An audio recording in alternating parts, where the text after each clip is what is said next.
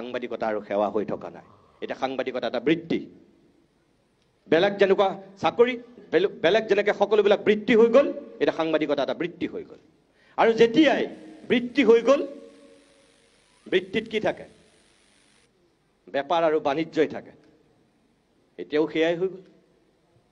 সেই কাৰণে যিবিলাক মানুহ কতো চাকৰি নাপালে শিক্ষকতাটো বাদেই কেৰাণী মোহৰি হোৱাৰো কোনো যোগ্য নহয় সেইবিলাক মানুহ ৰাতিটোৰ ভিতৰতেই ভাবি ল'লে যে তেওঁলোকে মই একো হ'ব নোৱাৰিলোঁ জীৱনত মই সাংবাদিক হ'ব পাৰিম আৰু ভাবি লৈ তেওঁলোক ৰাতাৰাত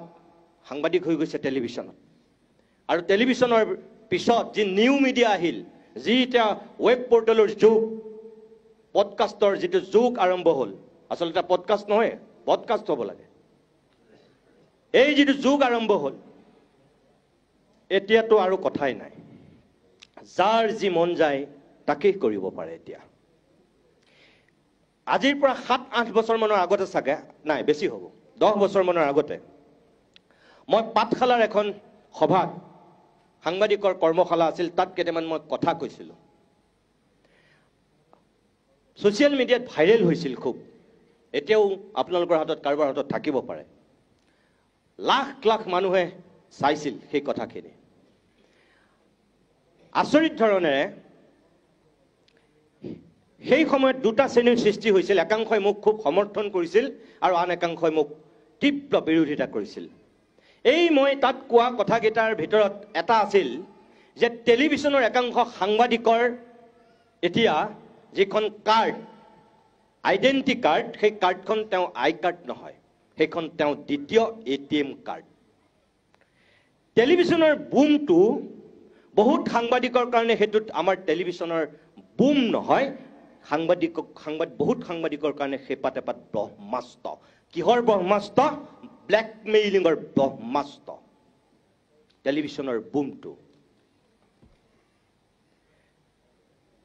বহুত সাংবাদিকে সেই আই কাৰ্ড আৰু সেই বুমটোৰ যোগেদি হিৰোক জিৰো বনাই দিছে আৰু জিৰো ৰাতিটোৰ ভিতৰতে হিৰো বনাই দিছে সেই আই কাৰ্ড আৰু সেই বুমটোৰ কৃপাত এয়া টেলিভিশ্যনৰ বহুত সাংবাদিকে কৰা অপকৰ্মৰ ভিতৰত অন্যতম আৰু কোনো দায়বদ্ধতা নথকাকৈ ছ'চিয়েল ৰেছপন্সিবিলিটি একো বুজি নোপোৱাকৈ এনেকুৱা কিছুমান মানুহ সাংবাদিক হৈ গ'ল ৰাতিটোৰ ভিতৰতে যিবিলাকৰ লক্ষ্য আৰু উদ্দেশ্য হ'ল কেৱল টকা ঘটা ৰাতিটোৰ ভিতৰতে কেনেকৈ ধনী হ'ব পাৰি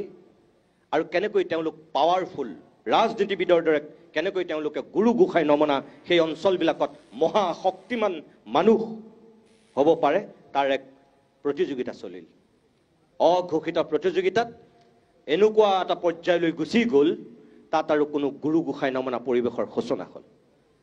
যাৰ কাৰণে লাহে লাহে সাংবাদিকক মানুহে বেয়া পাবলৈ আৰম্ভ কৰিলে যিটো কথা অলপ আগত গৌতম শৰ্মাই কৈ গৈছে তাৰ আগলৈকে সাংবাদিকক মানুহে শ্ৰদ্ধাৰে চাইছিল ভক্তিৰে চাইছিল সন্মানেৰে চাইছিল যেতিয়াৰ পৰাই আমাৰ সেই নিকৃষ্ট মানসিকতাই আমাক গিলিলে তেতিয়াৰ পৰাই আমাৰ ধ্বংসযজ্ঞ আমি নিজে মাতি আনিলোঁ